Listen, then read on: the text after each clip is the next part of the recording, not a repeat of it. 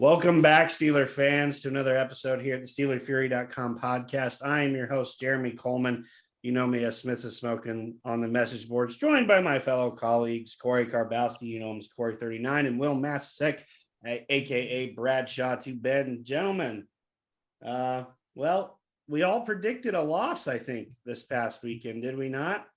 I thought, Jeremy, I thought you were the contrarian and you wanted to predict a win, didn't you? I wanted to, but I ended up saying Baltimore by 3, I thought. You predicted a last-minute field goal from Chris Boswell to win the game 16-13. Damn, I don't know who that was. Oh, shoot, you are right. All right, I retract my statement, Steeler fans. I was believing in something that obviously I should not have. I was with you, Jeremy. I'm not going to let you fall on this sword alone. Oh, I appreciate that, Korey. My compadre in defeat. But obviously, you know, not the outcome we were all hoping for to a degree. But obviously, the big news out of this one is Kenny Pickett leaving the game. What was it? 10 minutes into the game with apparent concussion. What I find ironic about this, guys, is he goes back, he tests, no concussion. Okay, he's out there for 3 more plays, and then I guess he gets over to the sidelines and starts to experience symptoms, and they're like, yeah, okay, never mind. We were wrong. You're not going to play the rest of the day. So we gave way to, of course, the guy that none of us really wanted, Mitchell Trubisky.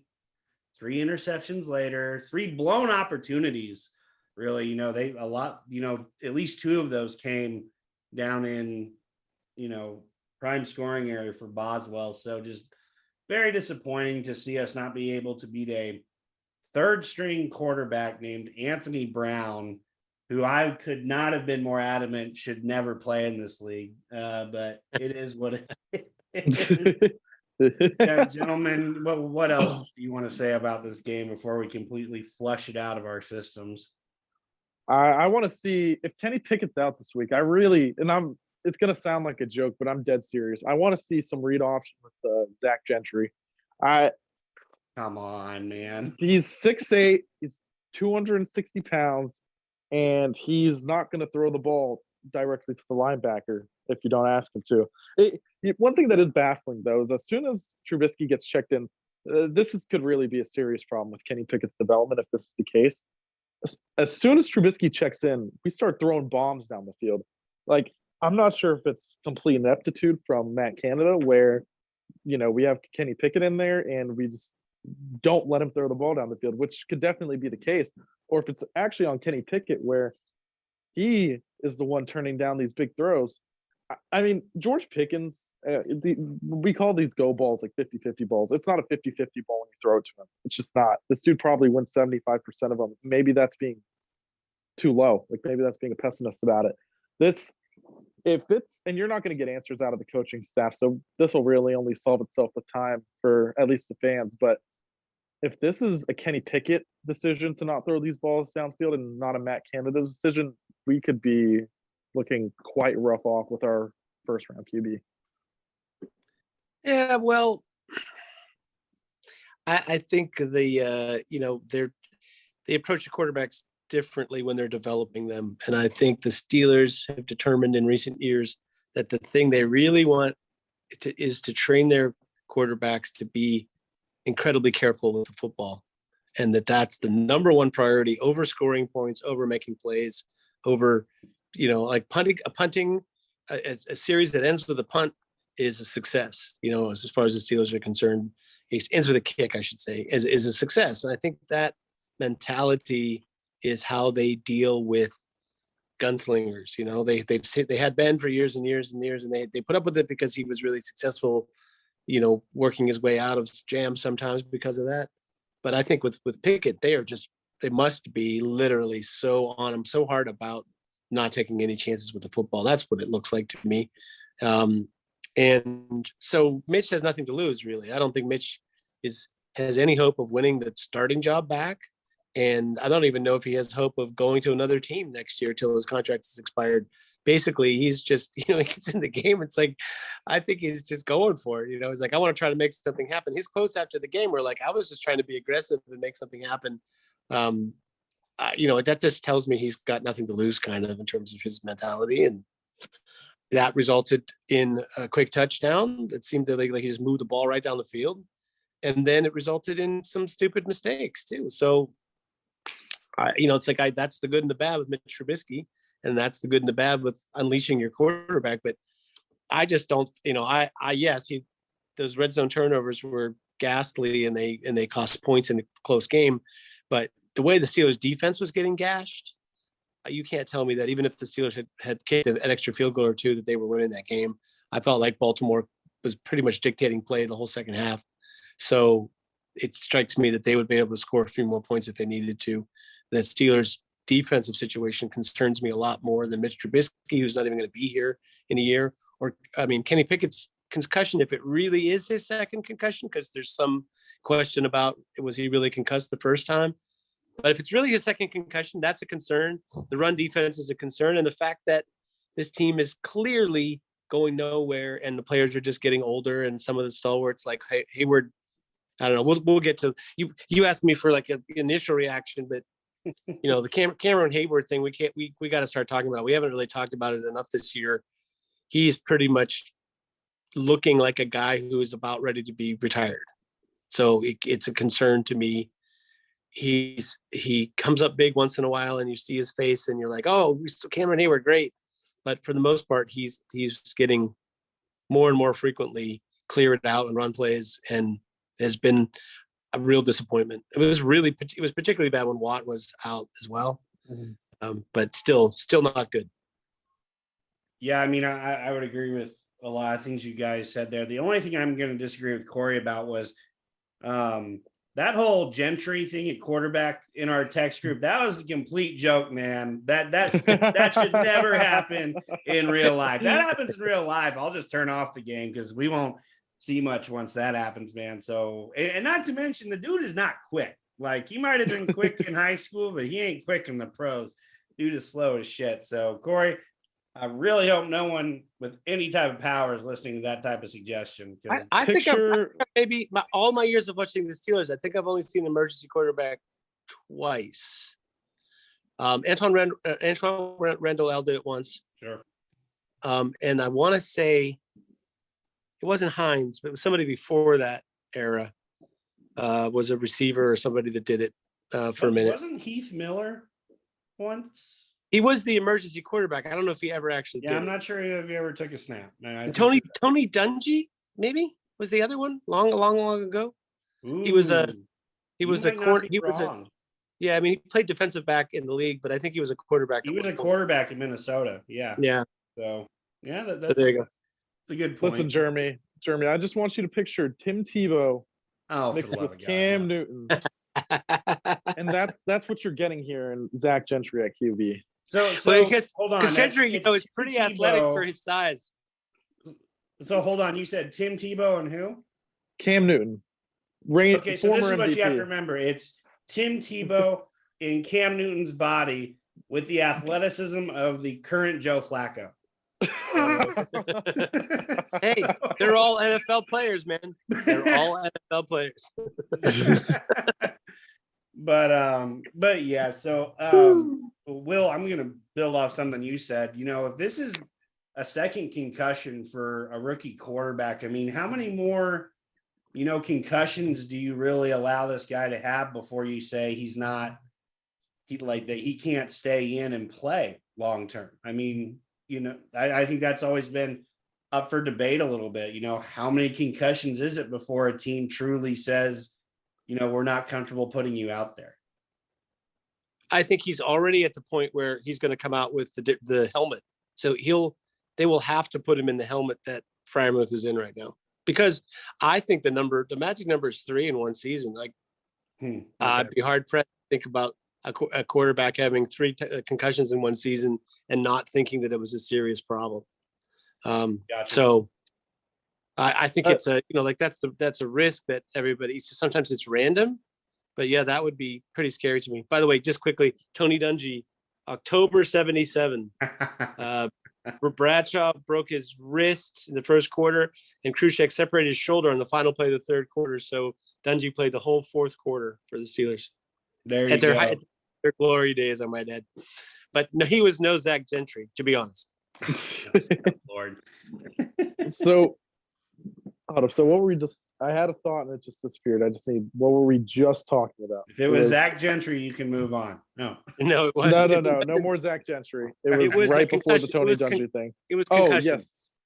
Okay, so I think the big issue that third concussion can come at any time, which is kind of the really scary part because even at QB, we saw it the Pierre Paul sack. It takes one whip down to where your head bounces, and you're screwed. So with Kenny Pickett, he's a rookie, but you almost have to treat him with like velvet gloves, where you almost can't. We have how many games left? We have 4 games left, correct? Yeah. Yeah. So 4 games left.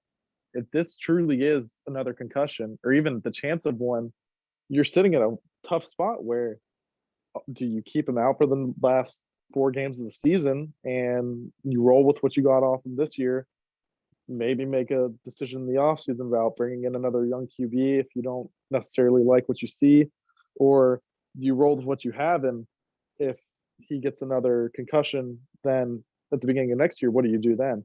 And another thing to mention is there's no knowing how much the Myles Garrett helmet swing affected Mason Rudolph. But after that, he was noticeably worse at progressing and getting the ball out on time. Like, head injuries can affect you in a multitude of ways. And something happened to his brain. We saw how the helmet cratered in on Mason Rudolph's head. Like, something happened to his brain there. Maybe it's just that he's skittish with pressure, but if this is a situation where Kenny Pickett comes back and he's just not as mentally sharp, that could be a major issue. Even for the last 3 or 4 weeks, where you could really may have to consider this offseason even potentially drafting a QB round 1. As tough as it is to say. I'm not. Yes, in an extreme situation, I would say if he were to go back to play this year and suffered a third concussion, that all bets are off for what they might do next year and going forward. I think if the best case scenario is the last time it wasn't actually really a concussion, it just was diagnosed, they took him out as a precaution, and this time was a real concussion, but it wasn't so bad, and he's going to be recovered and go back in and never have a concussion, again or whatever. That's the best case scenario, right? In that scenario, I think they could still bring in a young quarterback, just not early. It's the Bailey Zappi, to Mac Jones, where they need a guy anyway, because if you have Mitch and Rudolph on your roster right now, you're one of them's gone for sure, and the other one could be gone. And you don't care.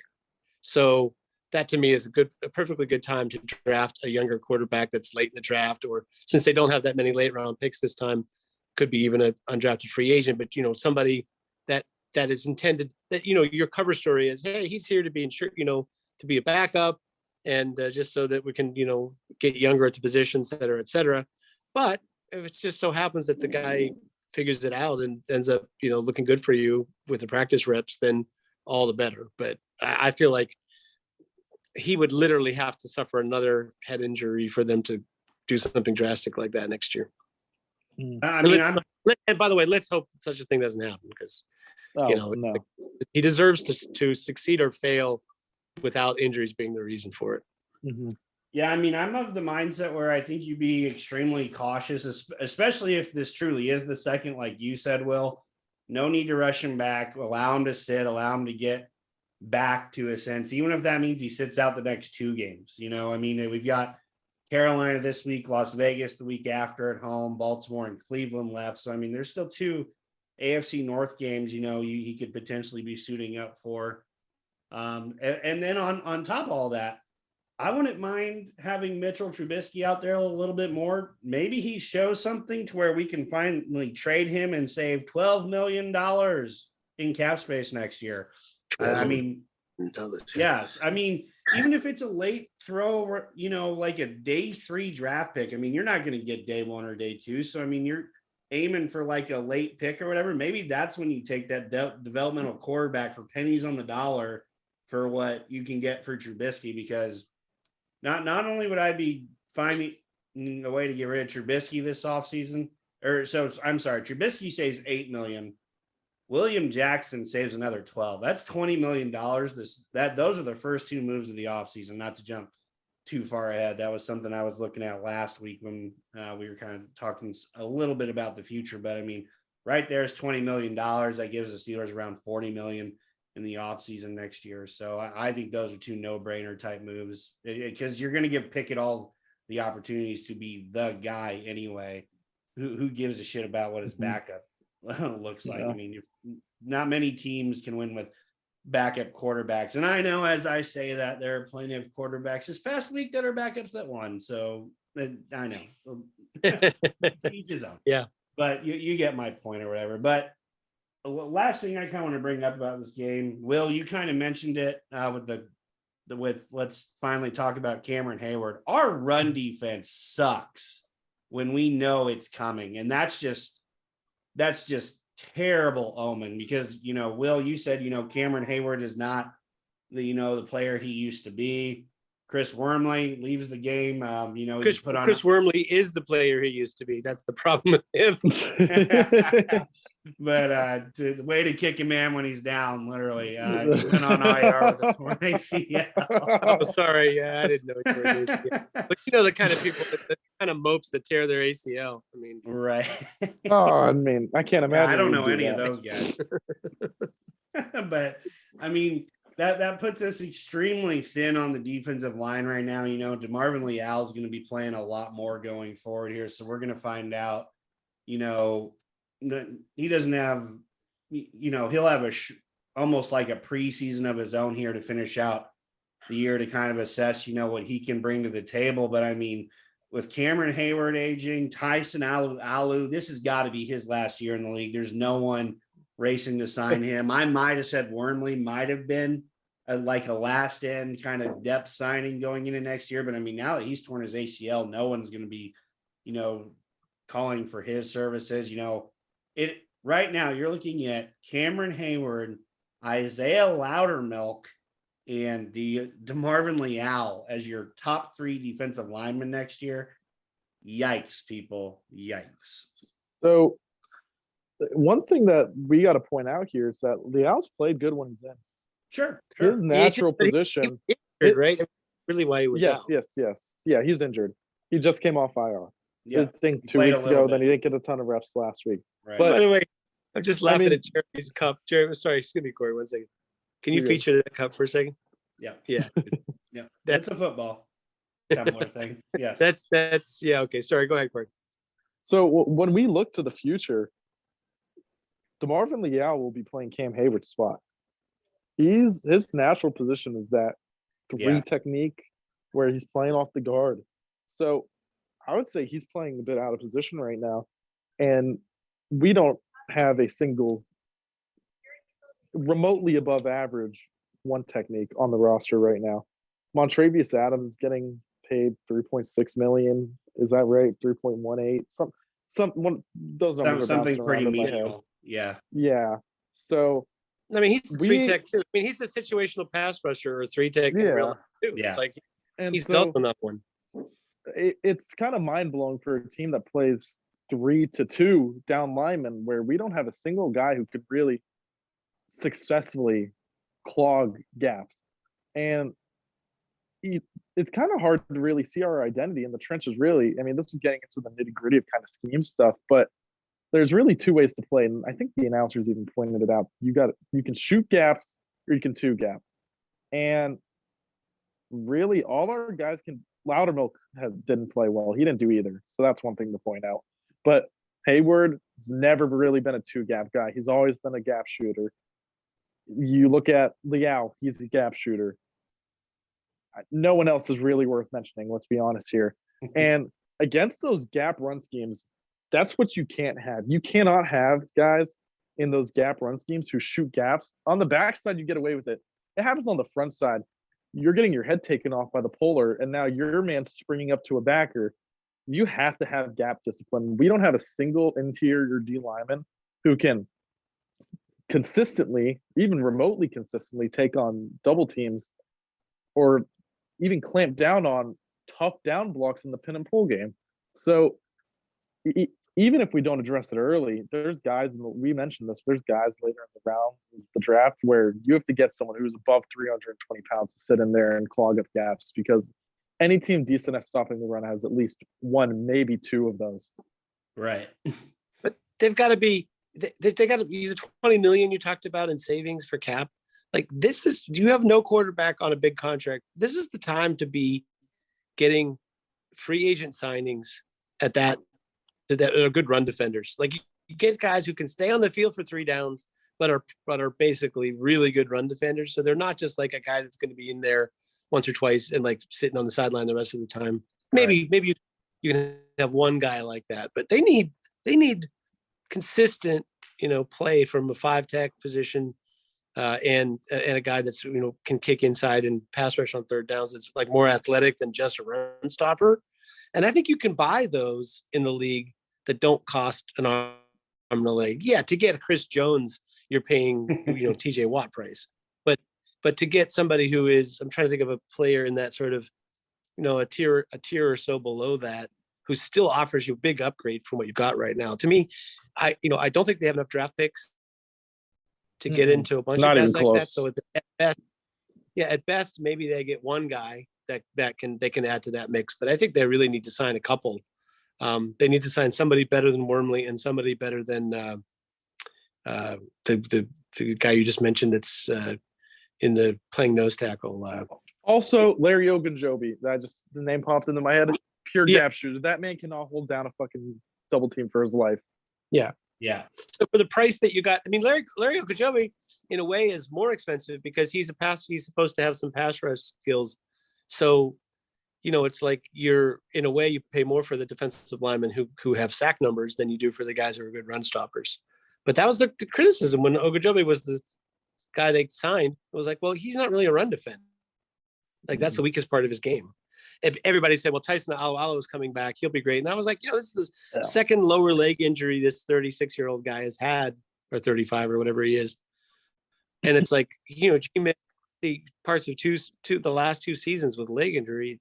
That's not boding well for what he was going to look like this year. So not a big surprise that he is, closer to the end. The backers, they need help. The backers also aren't exempt in this run stop discussion. Oh, sure. And I think the biggest issues, Bush and Jack, actually haven't played horribly this year when you're looking at what's asked of them, but neither of them are a MAC backer, which is what the Steelers kind of have as their big run stopping downhill backer, like the Vince Williams and the Lawrence Hey, neither's Timmons. the Buck either, but that's a question for another day. Sorry.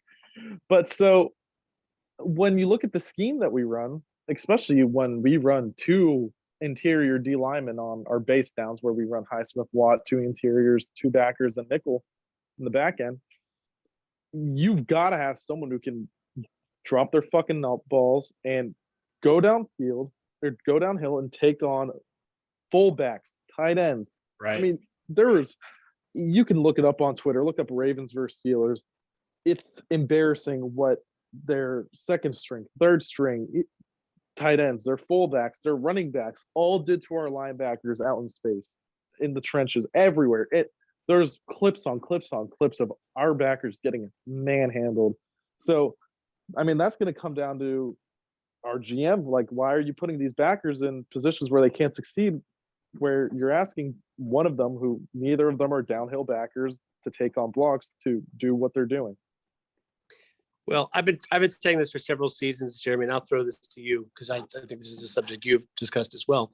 But to me, the problem with the linebackers is neither guy fits the role that they traditionally like for either of their linebackers. They're both tweeners, right? So Bush is like kind of more suited to be a Mac, but he has the demeanor of a Buck, and Miles Jack is, not the worst covering Mac that you'll ever see, but he also doesn't have, his degraded Mac skills at this point, like coming downhill. But more importantly, neither one of them is really like a tone setter. Like Roquan Smith has flaws to his game, but he's a tone setter, man. That guy's in the game. You're looking, your head's on a swivel, and you're thinking, you're going to know when he hit you, kind of thing, right? So they're missing the tone setter guy, and they're missing a coverage guy that's a good blitzer. They used to have that. Timmons was great at that role, right? And then you had Vince Williams. Yeah, Vince Williams was terrific at that thing I'm talking about, tone setter.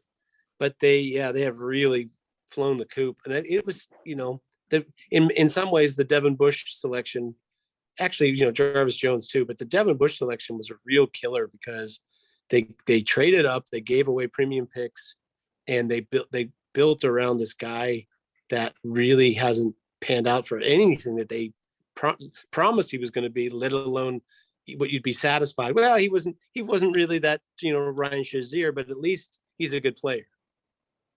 Yeah, I mean, I couldn't agree with you more. I mean, shoot, we could go on about Devin Bush all day. I was down there in Nashville, and when they traded up, I said, God damn it, we're trading up for this small ass linebacker who's not going to pan out in the league. I was very much against that pick from day one, honestly. But yeah, Will, you said it the best. We don't have an alpha out there on defense right now. We've got a lot of good pieces, like Hayward was a good piece, but his talent's diminishing.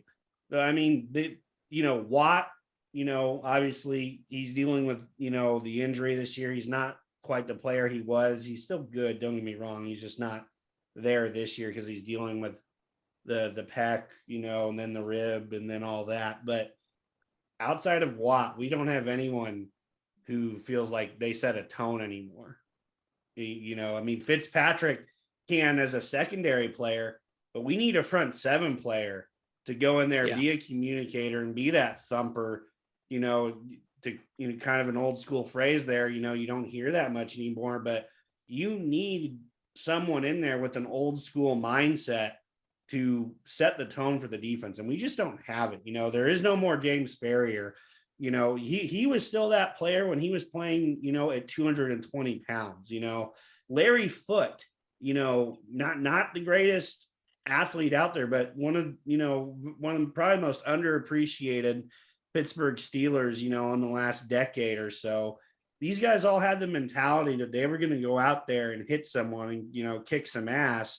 You just don't get that from anyone on this roster right now. So we definitely need to find an attitude and a demeanor this offseason, because if we don't, I feel like it could be a long few years, especially when we're trying to figure out whether Kenny Pickett can be the guy, and I think that kind of the same goes for the offense. I think Najee brings that a little bit to the table. I think he can bring that to the table, but I mean, none of our, other skill players really do that. Deontay Johnson's soft as shit. Freiermuth's decent.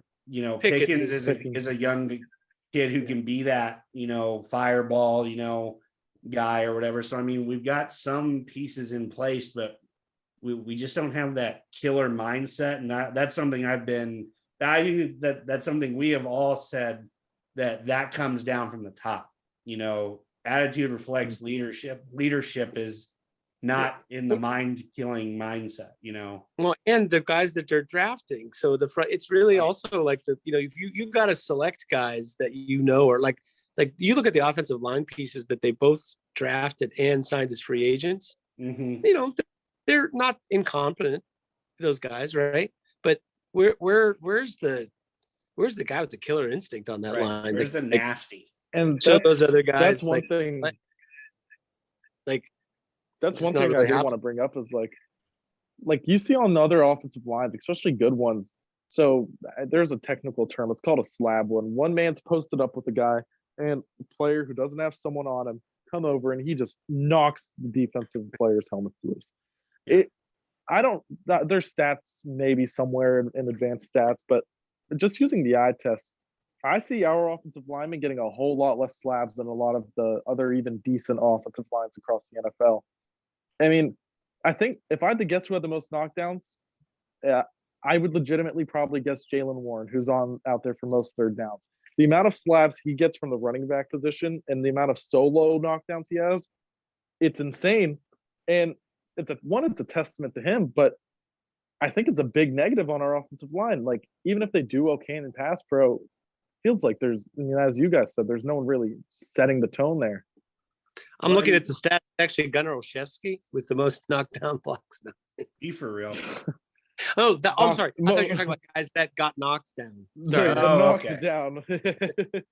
But So I have a yeah, question. so I got a question for you, Jeremy, just quickly. sure.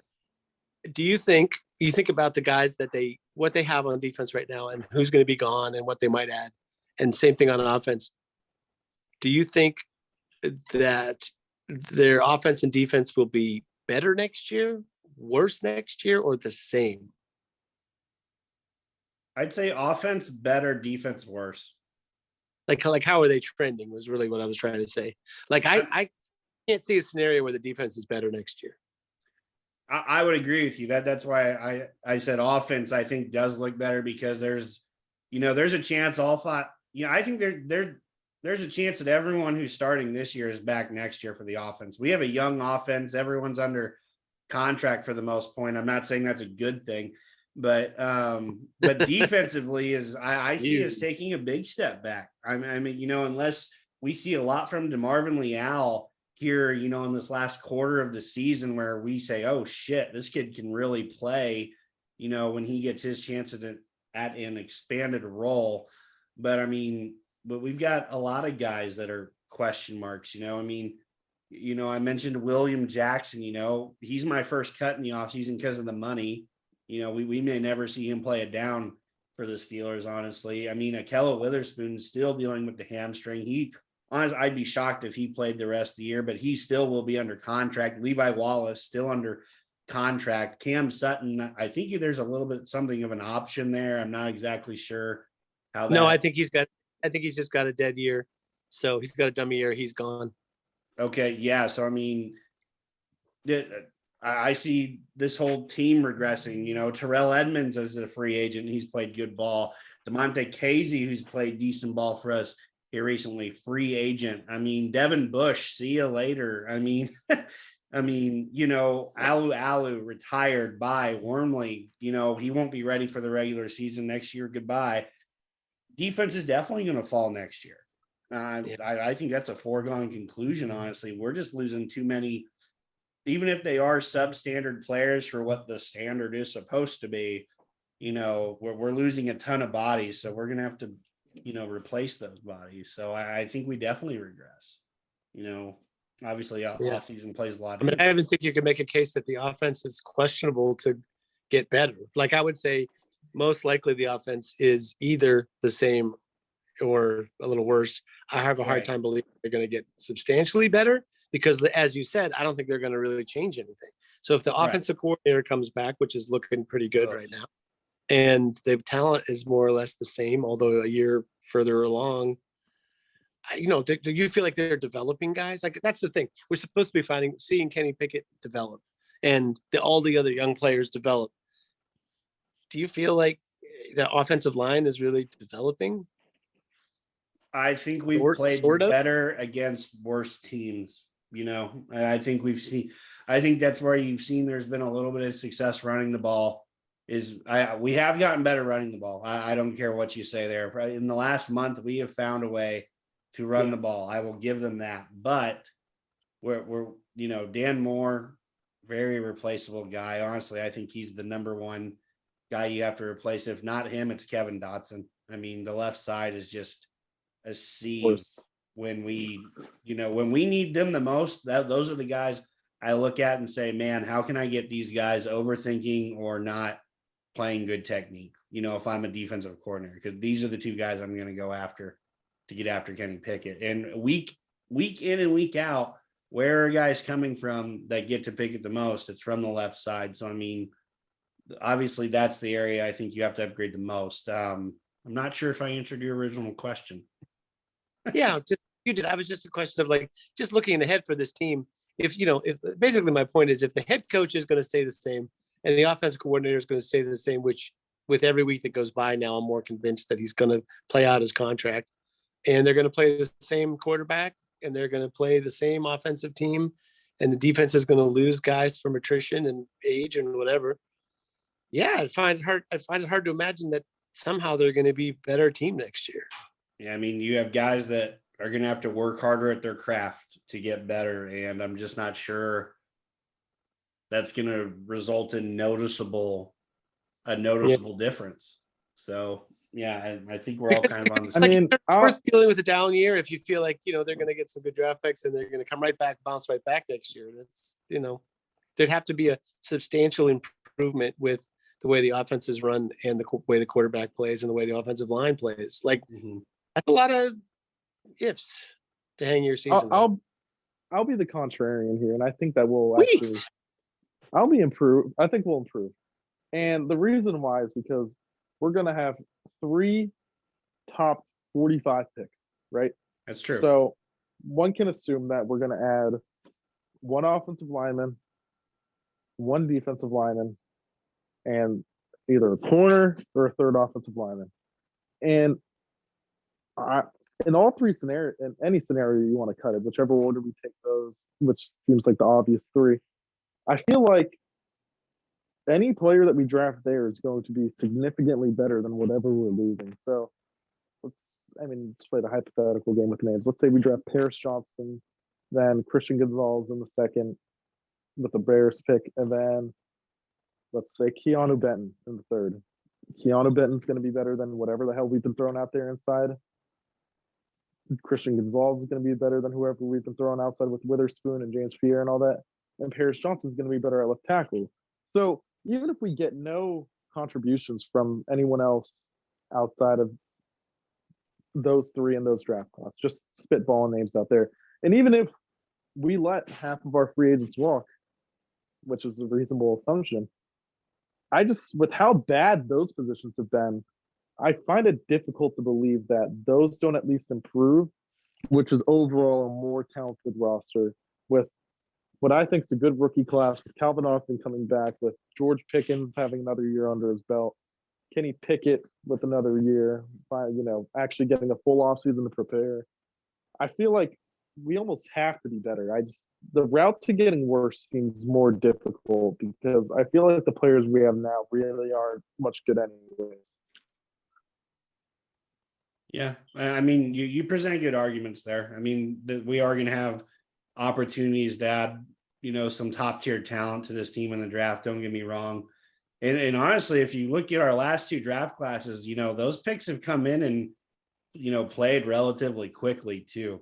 So, I mean, those picks will see the field regardless of the position. I mean, I think it's worth pointing out there. I mean, day 1 of off season, we have no starting strong safety. We have no starting Mac linebacker or Buck linebacker. I can't remember.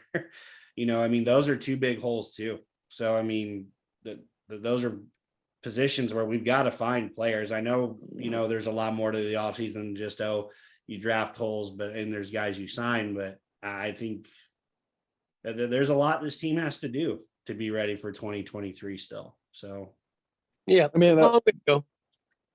I think it's just going to come down to what happens at offensive coordinator, if you want me to be honest, if we actually see meaningful improvement.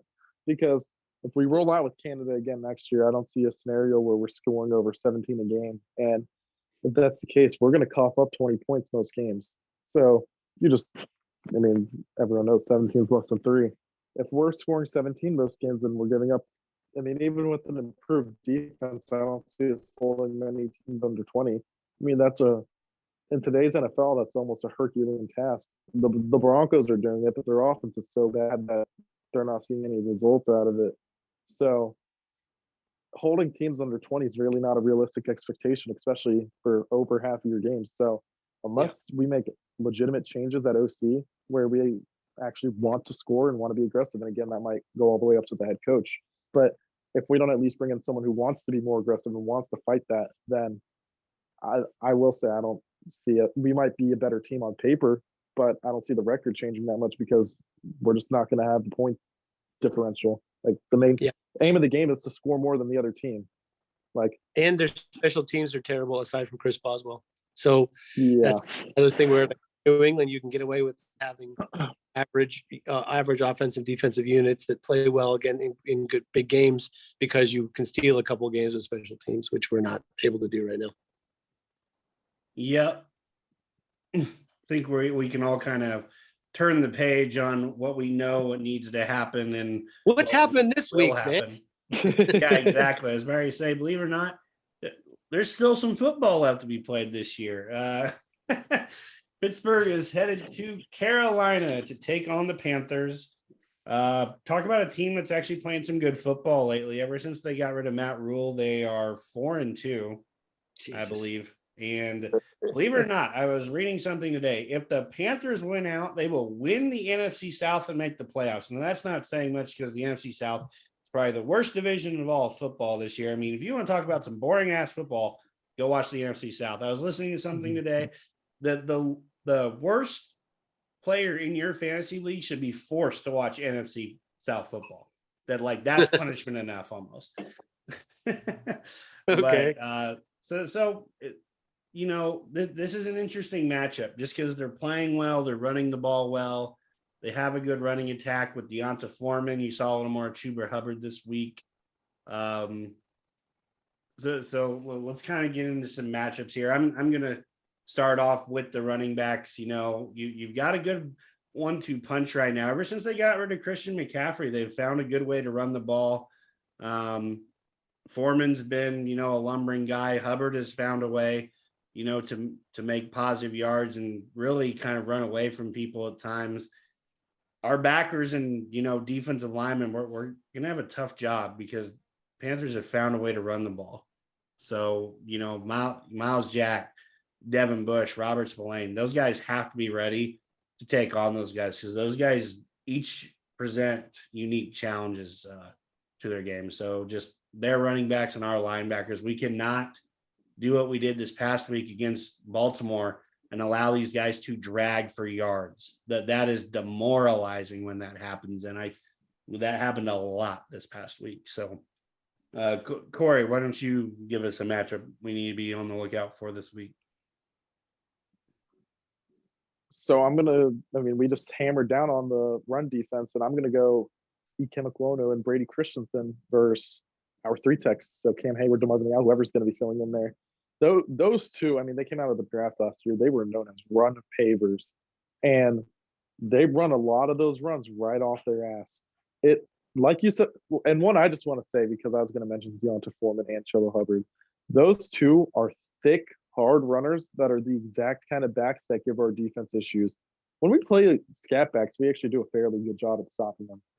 But when we get these runners that break tackles, that keep churning, that have some mass on them, we've really struggled against them for a while now, but especially this year. And running behind Ekwonu and Christensen could be a very big issue because those two create lanes. Gotcha. Will, what's a spot we need to look out for?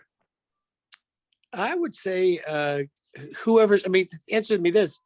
Who's playing quarterback for Carolina? Sam Darnold. Yeah, it's Sam Darnold, right? Yeah. So, to me, it's like the Steelers have troubles, completely stopping quarterbacks who are marginally effective, above the Marcus Mariota line, and is Sam Darnold above the Marcus Mariota line? I would argue paired with a running game that's really effective. Yeah. So to me, that's the matchup. Will Sam Darnold be like the Sam Darnold who bombed out earlier, in his Panthers career, or will he be the guy that's been playing pretty good complementary football the last few weeks? And it's sort of like, he just needs to be Kenny Pickett of the last few weeks rather than Mitchell Trubisky. But that to me is the matchup. It's like the Steelers defense, I think, has done a lot. To me, looks like they've done a lot less scheming for the team they're playing. And like they're not necessarily like coming up with something special to show off, to like make it hard for this quarterback or this team. And instead they've been kind of playing more. This is what we're good at, so we're going to play defense this way, for better or worse. So yeah, like if they're not really going to come out and do something specific to stop Sam Darnold, then it's like here you go. Here's the matchup: Sam Darnold versus Sam Darnold. Whichever one emerges victorious will decide the game. Yeah, that's definitely fair. Obviously the biggest thing Pittsburgh has to look out for is, what quarterback, we're starting and trotting out this week. If it's Pickett, that's great. But I just feel like we're going to see Trubisky, and it's just kind of, I think I'm resigned to the fact that it will be Trubisky. So, For Trubisky, it's very much don't pull a Sam Darnold. Take care of the damn ball. Don't throw it away. I think that's the obvious one. The other one I will say is our secondary has to win their matchups this week because DJ Moore got hurt in this past game. He's got a combination of a ankle/knee injury.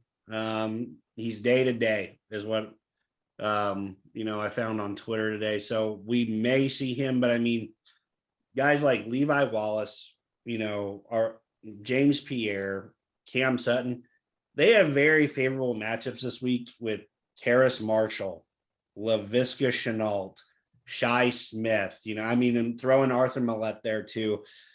These are matchups that we should win, in my opinion, but we can't allow these guys to run free either because we're not a good run and cover team right now. How teams beat us is guys dragging us over the middle. I mean, Shi Smith has been a guy who's been improving every week for Carolina. He plays that role of slot receiver so well, and those guys have killed us in the past. And Millette's not a great cover guy. He's a run defending corner. So, I mean, I think that's the big matchup to watch this week because if Carolina can get a running game going, their play action game is very good too. Whether that's to, their tight ends, they play with two tight ends most of the time, Tommy Tremble, Ian Thomas, former Hoosier. I was going to get that in there, guys. Sorry, I have to rep my Hoosiers there, but it's not an offense that should beat us down, but with our inability to stop the run when it counts the most, I worry about our defense giving things up this week. So just in general, our secondary has to be able to lock down the receiving options, the options that Sam Darnold wants to go to. We have to force him to make that second read because that's where he makes most of his mistakes is when he tries to actually read an entire field. So we've got to force him. But that's the great thing about play action, though. It's like he does forces you to get a read quick, and if it's not there, do something else. But there is like a whole scan the field element to it in the same way. And they're, to me, Carolina is not a flashy team right now because they don't have like the big names at the skill positions, but their offensive line and their running backs are not big names. But I think they get a really solid lineup. The offensive line, as mentioned earlier, I had Brady Christensen as either the first or second best lineman in that class that year. Korey, what is crawling across your ceiling right now? Probably a lizard. Okay, just checking. They're all over the place here. There's probably like 8 of them in here. It looked a little like it might be dropping in at any moment onto your head. It could be. They usually run away. But also, we did mention Raheem Blackshear, who kind of just has emerged for them kind of out of nowhere. Somebody that I like coming out, but I don't think Chuba Hubbard is playing right now. I think he's injured. Oh, okay. So, but that's big news for my fantasy team. He didn't play last week, right? He was out. No, Hubbard played a lot last touchdown on like 17 carries. Oh, so he did play last week. I was thinking he was out. So maybe I don't know.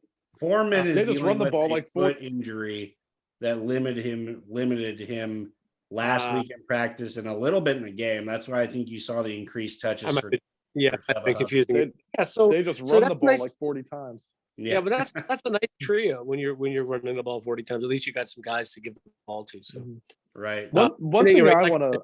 That's not flashy, but it could work. Especially against the Steelers team that's really struggled with that. I thought the Steelers defense last week with that when the third string quarterback came in, they should have been playing like a bear defense. They literally should have just mugged in up front and crashed zone blitzes all day long and said, if you want that guy to throw the ball downfield into Minkah Fitzpatrick, you go right ahead. But they didn't do anything nearly that bold. They literally played like I mentioned a couple of weeks ago that I felt like I was watching preseason game because there's something about the way the Falcons and the Steelers were both playing. But this week's game, the Steelers didn't really look like they wanted to do anything to adjust on defense to the fact that it was a third string quarterback who really is not a good player. Well, what do you mean, Will? Let's go 7-on-9 in a box with a running QB. Because you're afraid he's going to get outside you. Oh, you're afraid of everything. He might. You never know. He might throw one deep on us. It's Anthony Brown we're talking about. Also, Yeah, just so so everyone listening, you're being doesn't think- sarcastic, but I wasn't sure if you were really like knocking that plan. But I felt like that's what the 85 Bears did to teams that didn't have good quarterbacks. They were like, guess what? You know, we're going to force your horrible quarterback to make plays under duress where there's like two guys in his face immediately off the snap. And I felt like that was, if there was ever a time to game plan for that, that was going to be it. I do want to remind people that I'm on a porch. I don't just have lizards crawling around a room with my ceiling. But back to the Panthers. One thing I do want to say is, I mean, this team's not thought of very good, but by my count, at least, you guys can feel free to disagree. I think they have 5 players on their defense that would comfortably be the 3rd best player on ours. So if I go down the list, you're going to have Brian Burns comfortably the 3rd best, Derek Brown comfortably the 3rd best, Frankie Luvu. That's the guy who doesn't get talked about enough. That guy does not get talked about enough. I think he's the 3rd best player on our defense. Jeremy Chin, 3rd best player. JC Horn, 3rd best player. I mean, this team may not have like the super notable star power. Like Brian Burns is good. He's probably going to be a little overpaid, but he's a good edge rusher. Jeremy Chin has a bit of name recognition. JC Horn was a high pick, but he's injured last year. But Xavier I mean, Woods. yeah, Xavier Woods. I mean, this team has guys across each level. CJ Henderson. I mean, it's this. I mean, like you're really only looking at like Yatur Gross-Matos. That's a weakness. Madianitis does his thing inside. Damian Wilson. I mean, a bit weak there, and Shaq Thompson's old. But when you have a good player at D tackle, D end, linebacker, safety, and corner, that's gonna be at least a solid defense. I think they outplay their yardage given up and points given up. They're kind of one of those like. The coaching's not all the way there, but against a team like the Steelers, they're not going to get out coached on the offensive end. So that's what kind of concerns me a little, is that when we kind of just line up and just say like, oh, our receivers go beat yours, well, pass protect and just get the ball out. I don't think it's really. I think we pair up very poorly against that overall defense where they have better guys than we're going to have on offense. Yeah, I mean, and honestly, Korey, you mentioned the starters. I'm looking at their backups. They're littered with guys that I really liked in the pre-draft process. I mean, Marquise Haynes, senior, that dude's a terror off the edge. I mean, that's all he does, but he's really freaking good at it. They drafted Amari Barno last year, another guy who's lightning quick, very off fast, the edge, who's going to develop. I was a big believer in Brandon Smith, coming out. I can't remember exactly where he came out, but I'm looking at it. Penn State. I know that name. Penn State, Yep. thank you. That's where I say. I know it's a bigger school and I can't think of, but I mean, I was a big fan of Keith Taylor and Justin Burris both at corner. So, I mean, this team's got not only do they have a good starting unit, they've got good backups too. So it's a deeper unit too. So, I mean, Pittsburgh can't just walk into this and think we're going to line up and just do what we do, even though that's what we know we're going to do. I got one for you, Korey. Marquand McCall. I was going to bring his name up. There's a guy that would be starting at nose tackle or at the 1 for the Steelers. Barry say Kentucky kid, right? Yeah, Yeah. Put Linderbaum on skates in their game last year. If you go back and look at Kentucky versus Iowa, he would be starting all year. He was also awesome in his bowl game, which I think was the Hula Bowl, but he was fantastic. Yeah, I mean, that guy would start for us, and he really doesn't get that much run for them. Mm-mm.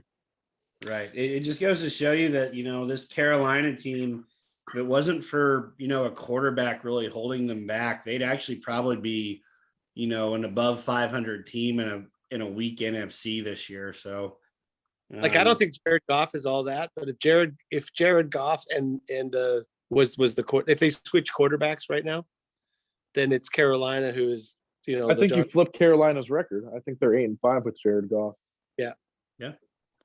Very well could be. And I don't even think Jared Goff is that good. He's just competent. No. Yeah.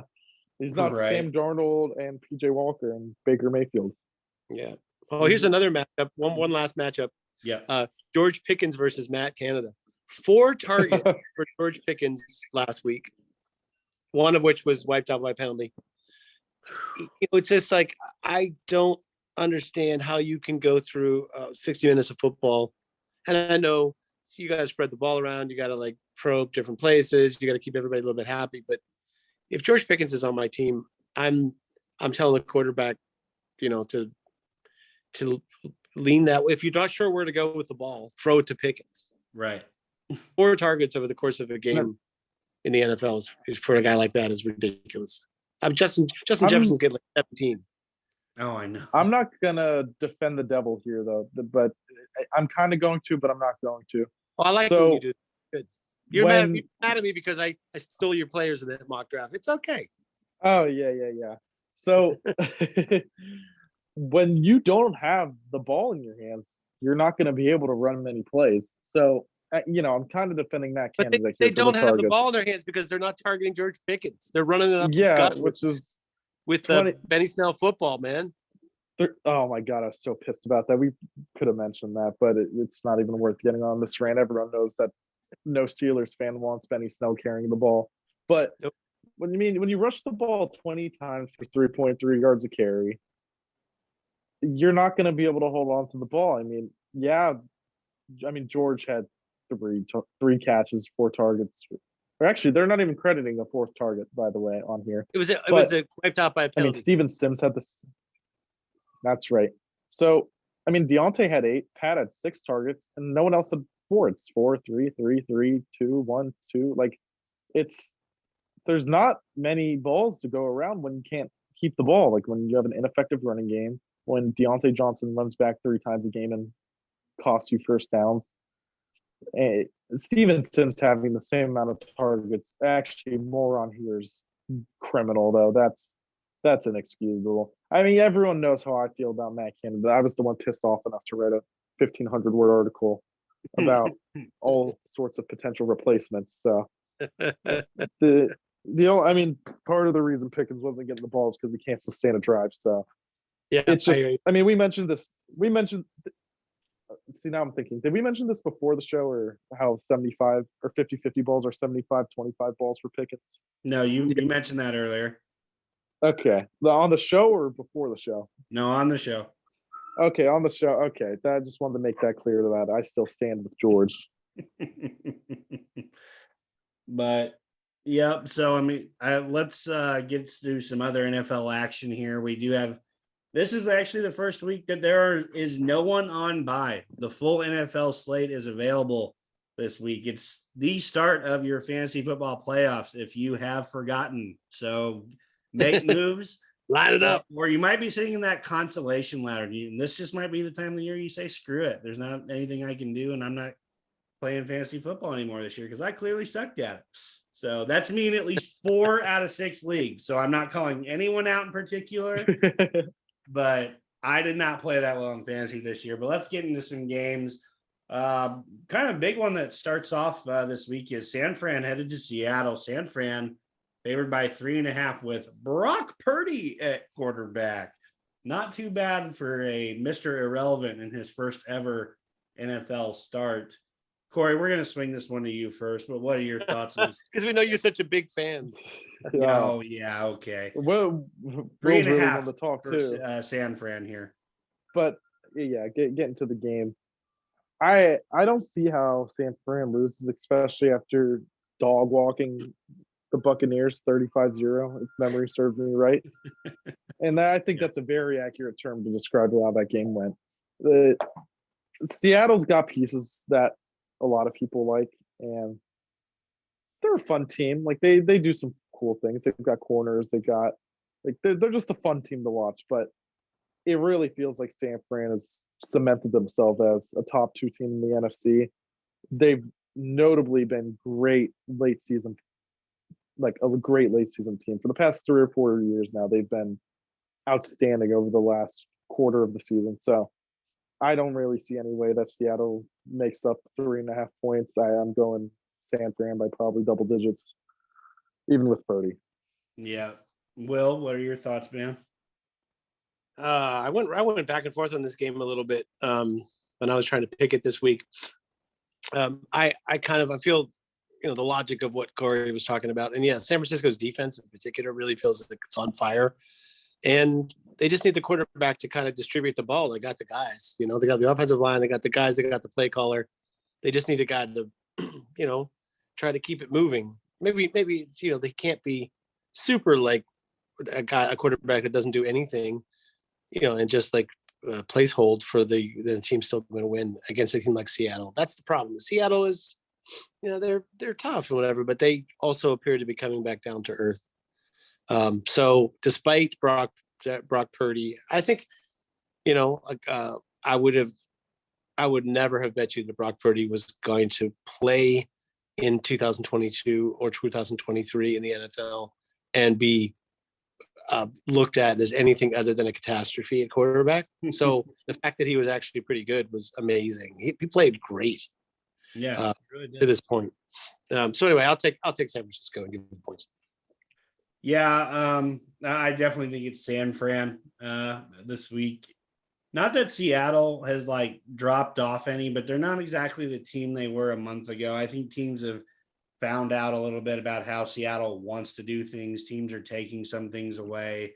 I know Kenneth Walker a little banged up too, so I think that hurts the equation. But honestly, I think it just comes down to San Fran's defense is so damn good at what they do. And give credit to, defensive coordinator DeMeco Ryans. I think he's going to be probably one of the hottest names this offseason as a potential head coach going elsewhere. So I like San Fran, but honestly, by a good amount. They're just playing at an unreal level of football. I just want you two to imagine real quick hearing that Anthony Brown and Brock Purdy would be 2-0 and both would win their first NFL games as rookies. I want you guys to imagine hearing that before this year. Yeah. Who would have thought? Well, it really goes to show you that, the opportunities are all not created equally for guys in the league, first of all. And secondly, where you go as a quarterback in particular matters more than probably anything, 90% of your talent level. Yeah. If you go to a team that like understands how to treat you or use you or value what you do or gets you, and they give you opportunity on top of that, then that's golden. But not everybody gets that. Yeah. I don't think there's another team in the league that Anthony Brown sniffs the practice squad of other than the Baltimore Ravens. Yeah. Yeah, that could be an argument for another day. But mentioning, some another game here that I think Vegas and the NFL would love to be a high-scoring affair. Miami is headed up to Buffalo. Buffalo is favored by 7.5 at the moment. Will, let's start with you. What are your thoughts on this one? I needed to look at the weather forecast first because I'm not sure what it's going to be. I'm glad you brought that up because if you could have a little something to do with the situation here. Let's see, Buffalo, New York, not Buffalo Grove, Illinois. Okay, so here's what it says for the 5-day forecast. Next 10 days. See, this is the valuable information you're getting on the SteelerFury.com podcast. You don't get it. It's winter. That's what I've been able to ascertain so far. 25 degrees with snow showers on Sunday. Now, lovely. Miami in the past has played a few good games in the snow at the Giants and the Bills in division over the course of the years. I'm going to take a wild stab and say that Tua is not, as a guy that's from a warmer climate and played his college ball in a warmer climate and plays his NFL football mostly in a warmer climate, that's not going to suit him nearly as well as Buffalo. But here's the but, turning it around. I don't know if you guys watched the Buffalo game last week. Bills couldn't do anything on offense except for Josh Allen being Superman. Yeah. It is really like, for some reason they had totally on stride when they were playing the Chiefs earlier in the year, and now they're like struggling to generate anything on offense right now. Granted, the Jets are a little bit better. What's the line? 7.5 for Buffalo. I'll take Miami to cover and not win. How about that? Gotcha. All right, Corey, your thoughts? Close game. We haven't talked about Miami a ton actually, which is Mm. almost a bit surprising because they've been a hot team. But I'm not a Tua believer. I haven't been, even when he was throwing for 400 yards. I still wasn't a Tua believer, and I think that last game, I'm not going to say showed his true colors. I don't think he's that bad, but I think in the middle of his 400-yard game in that last game is probably where he stands. And even with Waddle and even with Hill, I don't think in Buffalo, going against Josh Allen, even with their sputtering offense, if that's what you want to call it, I don't think it's going to be enough to really keep it close, especially after what happened last game. I mean, last game, Buffalo really just kind of let the ball loose. And I just don't see a repeat. I think Buffalo wins this by probably 14. Maybe it's 7, and then they get a late touchdown or something. Like they might be kind of within a score all game in one of those scenarios where they get an early lead and just can't catch up. But I don't really see an outcome for Miami winning this just because of my lack of faith in Tua. Gotcha. So you see, do you have sorry, excuse me. Do you have Buffalo covering with the points? Yes, or- Buffalo covering. I've got Buffalo probably like a 14-point win. Probably get a touchdown in late. Gotcha. I mean, I kind of agree with everything you guys said.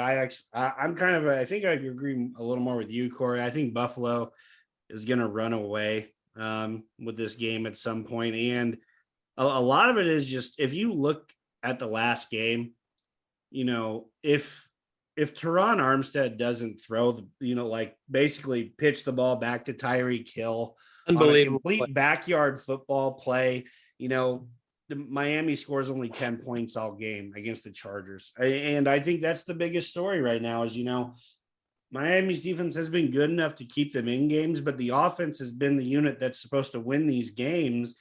They haven't really been doing that lately. You know, I mean, they got, you know, the Chargers being this last week, 49ers shut them down the week before. You know, they had a mop-up game versus Houston. They have not, you know, like played that well of late.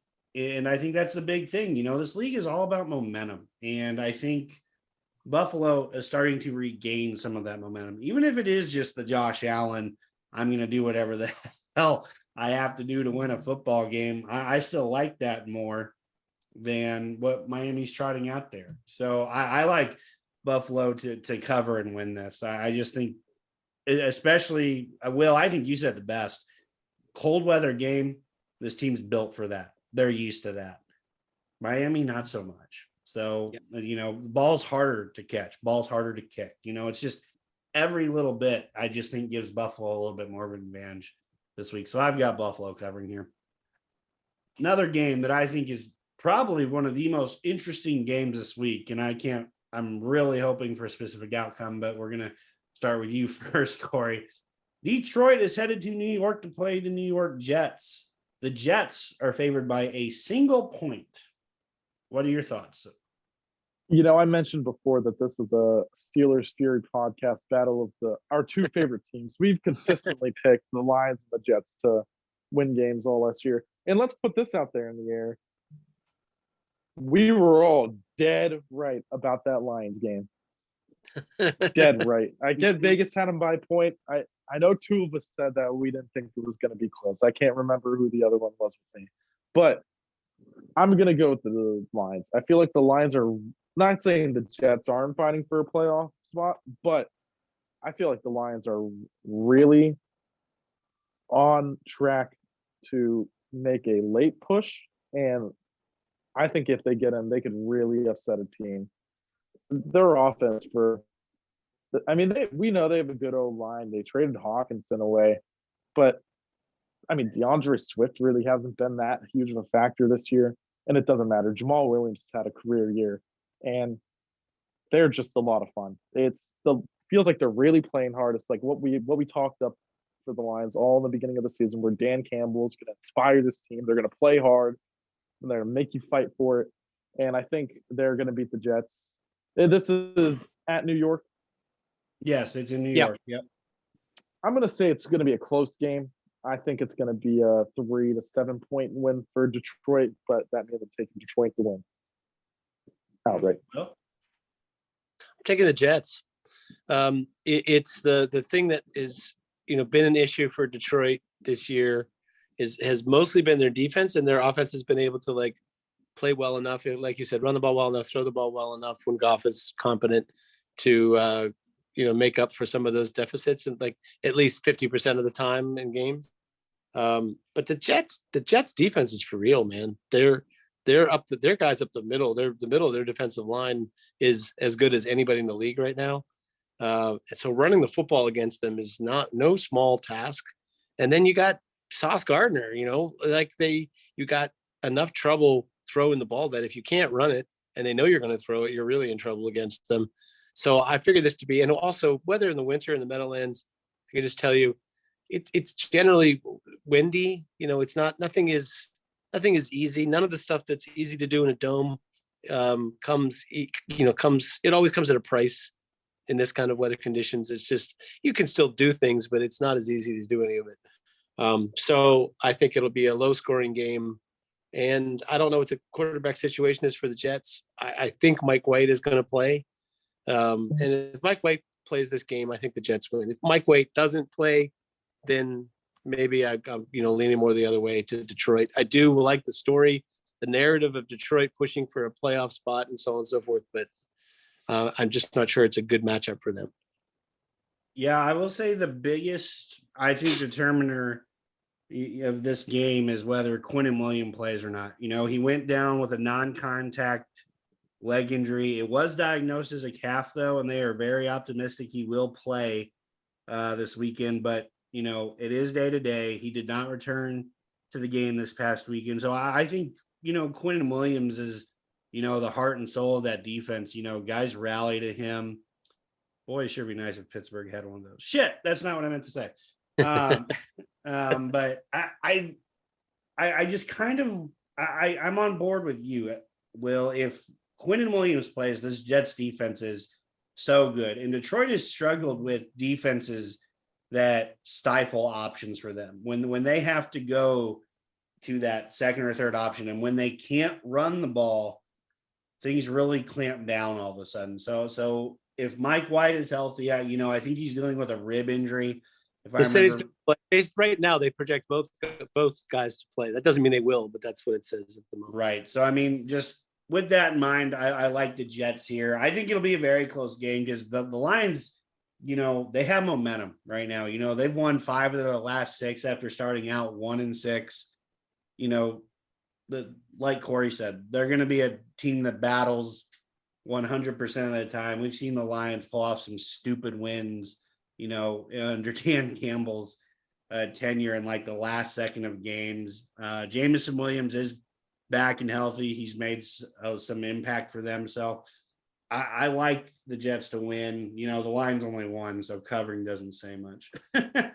But I like the Jets here too. Hey, by the way, this other even if Quinnen Williams doesn't play, let me just read you the names that here's who they have at tackle. We're talking about the Steelers not having anybody. Sheldon Rankins is the other starter at tackle. Yeah. Solomon Thomas. Now, didn't work as an edge guy, whatever, but it's still super talented dude. Right. Nathan Shepard is the other guy they have there. But then they have on the practice squad Marquise Spencer and Jonathan Marshall, who are basically 2 beasts of the SEC. Well, so actually, it's funny you bring up Jonathan Marshall. Whoa, Will.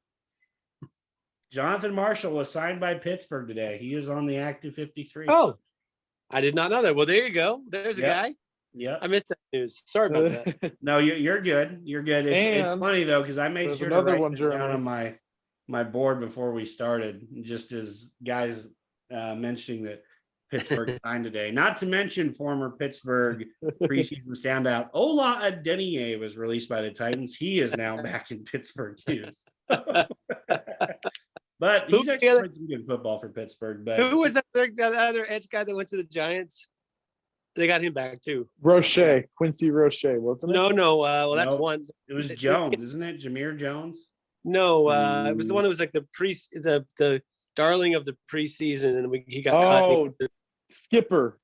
Yeah, Skipper. two's our- Two's our skipper. You're right. Yeah. Yeah, I think he's on. Man, how many edges do we let walk that are good enough to barely make another team's 53? They're good enough to. Yeah, what a shame. Well, one last game before we get to our matchup here. Cincinnati traveling to Tampa Bay. This is a game that has a lot of implications for both teams. If Cincinnati wins, one more step positive forward for a clouded AFC wild card picture. And Tampa Bay really needs to win just because whoever's going to win the South has got to find a way to win some ball games here. I mean, unless we really want to see a 5-win team make the playoffs, which would just be catastrophically horrible. Let's do it. Let's do it. Corey's like chaos. Yes. Will, Stack them up against. That's his nickname with a K, Korey Karbowsky. Oh, I kind of like that. Pick it, Jimmy. You pick first. We want to hear what you have to say. All so that right, we can I have no problem like going that. first. Cincinnati's gonna freaking roll this team just like they were this past week. This team, I don't know if you can put it on any one thing other than that they suck, and which is catastrophic because that defense is actually still pretty good, but that offense is just god awful, and a lot of it has to deal with injuries to their offensive line. I think I think they're down to maybe 2 starters that they wanted to start with this season. They're just so hamstrung by what their offensive line can do right now, and just Tom Brady not playing like Tom Brady. Age is showing up. I mean, shoot, there was a ball that he threw last week that he missed Mike Evans just completely on 2 plays. Mike Evans was running unopposed, couldn't get him the ball, and then down in the red zone, perfect play action execution, freaking threw the ball into the dirt. I mean, just the guy's not making plays like he used to. As to where Cincinnati, I think that they're getting hot at the right time again. Samaje Perine filled in admirably for what Joe Mixon was, but now they've got both of them back. The only thing I will say that Cincinnati does have to watch out for this game is that T. Higgins and Tyler Boyd are both day-to-day with some things. Higgins ended up not playing last week, tweaked I think it was a hamstring, or if I remember correctly, in pregame warmups of all things, ended up not playing. And then Tyler Boyd exited the game with some type of injury. But I read both of them are day-to-day. But I just think Cincinnati is the better team. They're playing better football. So I like Cincinnati. And I did forget to mention Cincinnati is favored by 3.5. I like for them to win and cover. So, Will, how about you start second then? I said last week, or maybe I texted it to you guys, that I read that Tampa Bay could lose the next 2 games, meaning last week's game and this game against Cincinnati. And as long as they won the other 3, that they would win the division. Like there's no scenario where they can't win the division. So they basically had no reason to win last week. They looked like it, and they're going to look like it again this week against Cincinnati. They literally all they really need to do is just let's get everybody healthy and play a good game against Carolina. Like that's really what their focus kind of should be right now, because I'm not sure this game against Cincinnati actually affects their playoff situation at all. It's almost like one of those week 17 games that don't mean anything. So I just, and I'll say the same thing I've been saying all year. Tom Brady looks like a guy that is done. There's no other way to say it. It's not that he is necessarily physically done. It's not to say that he couldn't, kind of get it together and play one more run in the postseason, but it sure looks bad right now. So I feel like Tampa Bay is a team that's either going to lose the rest of their games or go on a run, get hot and go on a run in the postseason and go all the way to the Super Bowl. Like they could be either team right now. You look at the guys they have on offense. If they got of play on the offensive line, there's, they got everything. Yeah, you're not wrong. You're not wrong. So I'm guessing you like Cincinnati run away with this. Yes. All right, Corey. I'll cut to the chase. I think Cincinnati runs away with it. But back to the chaos thing, just because I wanted to touch on this. What I really want to see is this 12-win Vikings team end up getting the 3 seed in the playoffs, match them up with Tampa Bay, a 6-win team round 1, and watch what happens. That's just want to put that out there, just kind of speak it into existence a little. That's what I want. I want Tampa Bay versus Minnesota because I think a lot of people know who they like in that game, and there's going to be like a 6-win differential. I dig it. I dig Bengals it. Yeah. though. So come back to the present here and tell us how you think this one's going to look. Yeah, Bengals blowout. I think the Bucks just stink. It's kind of not much explaining it. I don't think our former quarterback Byron Leftwich is a great coach. That's really the big difference from last year to this year. Also, their O-line play stinks. Brady looks washed. I'm sure he'll turn it around. Even if he does, I still don't know if it's enough to beat the Bengals. They've too much offense, I think, and the Bucks siege is just not very inspiring. So, Bengals blowout. Let's say 21 points. 21. Whew. All right. So that brings us to our 5-star matchup of the week. Which may have 21 points total. Oh boy, good Lord. Hopefully not. Pittsburgh the is headed to Panthers? Carolina. 0 for us. No, good Lord. I don't. Yeah, Pittsburgh headed to Carolina, take on the Panthers. Let me double check the line here. Carolina is favored by 2.5. Korey, we'll let you start out. How the mighty have fallen. It stinks picking against us in this game because the Panthers really aren't that good. With the players that they have on defense and with how I know we're going to call the game, and with likely Mitchell Trubisky at quarterback, and with our inability to stop the run, it just feels like it's kind of a stacked deck against us. By our own hands, of course. It's not any other fault except ours. But Kenny Pickett can chosen to get hurt, but all the other factors are our fault. So I don't really like any our DBs could play good against the receivers, but do we really like DJ Moore against any one of our corners? No, so it really doesn't matter. And like I mentioned with their individual defenders, even if their play calling isn't the best at times, we're not going to beat them schematically. It's just not something that's going to happen. We haven't beat anyone schematically all year. So I don't think we're going to win this. Now, knowing the Steelers, we will, just because this year we've actually, for the most part, beaten the bad teams and lost to the decent ones. So, now that I've mentioned that, I'm just going to actually change it. I'm just going to say a 13-10 win. It's going to be ugly. I think it's, bend but don't break defense. They're going to run the ball over us. We're going to throw picks, but I think we'll scrape it out at the end just because that's what we've been doing this year against bad teams. All right, Will. I can follow your logic, follow your narrative a little bit. I just think, you're in a game where the other team is going to be able to run the ball on you. And you're going to, your quarterback just threw 3 picks in the last game, so probably they're going to have him on a leash. That leads me to believe that there's going to be very little opportunity to make up for your mistakes. And I'm not convinced the Steelers can make it through a whole game on offense, especially without making mistakes. It doesn't have to be a big turnover. It could just be a penalty that gets them, really behind the sticks or whatever. Or it could be a play calling that doesn't take advantage of what the other team allows them to do. So, yeah, I don't really see the Panthers passing game doing a whole lot on its own, but in a play action situation, if they get the run game going, I think that they could, more or less cruise to a win where, they're at least late in the game up by 2 scores or up by a touchdown, where the Steelers need to, score a touchdown late or something. If they don't get the run game going, yeah, then it's a really close, low scoring game. So I'm still going to hang with Vegas here and say that it's about it's a 16-13 Panthers win. It's going to be very similar to last week, I think. Yeah, I'm kind of on board with both you guys are saying. I think this is the week. Mark this down, Steeler fans. Oh, wait, I'm looking for something to write with. Hold on a second.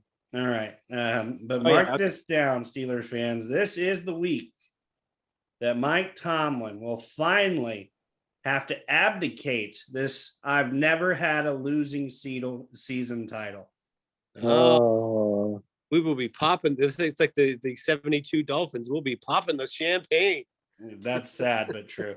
But I just this just seems like the type of game that is not going to go Pittsburgh's way. We're playing with Mitchell Trubisky, who's had a problem not, holding on to the ball all year long. He has propensity to not see the field and make mistakes. Our run defense continues to suffer. One less person in the shuffle to stop a good running attack. It's not that this is going to be a pretty game. It's not. I think this could be, something like 12-6. Like, is there a touchdown scored today? But I think Carolina, I'm going to say they win 17-9. Oh, I just think Pittsburgh's offense is going to have some trouble. J.C. Horn has been playing some fantastic football lately. I think he's going to be on George Pickens all day. I think Henderson matches up okay with Deontay Johnson. I think the X factor, if there's going to have to be one, is going to be Pat Freiermuth, and whether he can get open in the middle and make some, chain moving plays. Frankie Louvu. Yeah. And we talked about how talented this Panthers defense is. So I think Panthers win this game 17-9. So take Carolina to cover with the points. Careful, for those who like to place those bets out there. Hey, mentioning Frankie Louvu for a second, I just wanted to shout out to the great Mike Leach, who I believe was Louvu's college coach. That's the football world lost a real one, man. It's not just that he was a good coach. He was an interesting guy, man, and one of the great interviews of all time. And there's some of those, if you get a chance, if you're a subscriber to The Athletic, there's a couple of articles they've had in recent years that were with somebody from the quarterback room who was a quarterback underneath him, who would like tell stories. They would all get all the quarterbacks together and they would tell stories, Mike Leach stories, and some of the best, especially if you're a football fan. So anyway, shout out to him, and thoughts are with his family and team. It's got to be very hard to lose a guy that's fairly young. I mean, he's like a couple of years older than me, so that's blows, man. I mean, he also has among the greatest coaching trees in college football history, if not the greatest. His tree of disciples is almost unmatched. You would have to, and if you prefer someone else, you have to argue it. It's ridiculous the amount of successful coaches that have came from under him. Yep. Yeah, Will, you actually beat me to the punch. I'm glad you got the ball rolling there, because honestly, what Mike Leach was able to bring to football is just unparalleled. One of the best innovators college football will ever see. He brought the air raid to football. He brought, these crazy passing schemes to college football, which came to the NFL. I mean, shit, he had Texas Tech ranked number 1 overall at one point. I mean, and as a school that was producing players like a Michael Crabtree, I mean, I still remember the game where Michael Crabtree manages, to catch a ball that no one thinks he's going to catch, ends up running to upset whoever they played that day. I can't remember. It was a total shootout. But I mean, just following Mike Leach from there to Washington State to Mississippi State, just everywhere he's gone, he's been the true renegade that everyone knows him to be. And fun. He brought, that's the other thing he brought to football was fun. That Washington State team not only had the air raid, doing all this wild stuff and throwing the ball all over the field, then they had a defense of all these guys who were undersized, who were like blitzing from the secondary, and like they had edge rushers like playing strong safety 20 yards off the ball, who would then come in. Like Frankie Louvu was like all over the field for him. So yeah, they were a very, very fun team to watch, and I think that was largely because of the way that he coached them. Yeah, but just a sad day when you have to say goodbye to a football giant like that, passing away at the age of 61. Definitely felt like he had a lot of life left in front of him. I know there was a heart condition and all that, but definitely too early to see. I think, as a lot of people called him, the pirate, go out early. With that, we're going to sign off this evening. Thank you again for tuning into another episode here at the SteelerFury.com podcast. I'm your host, Jeremy Kohlman, joined by Korey Karbowsky, Korey 39, Bradshaw to Ben, as Wil Masisak. Hopefully, we're wrong and Pittsburgh can steal a win this weekend, but we will see. It's definitely not here we go anymore. It's we will see. So There we went. There we went. there we went. Thank you and good night. Okay, good luck, Steelers. See you. Korey, is that like a moth above your head? Like it's yellow? What- It's on the light behind you. What is that on the wall?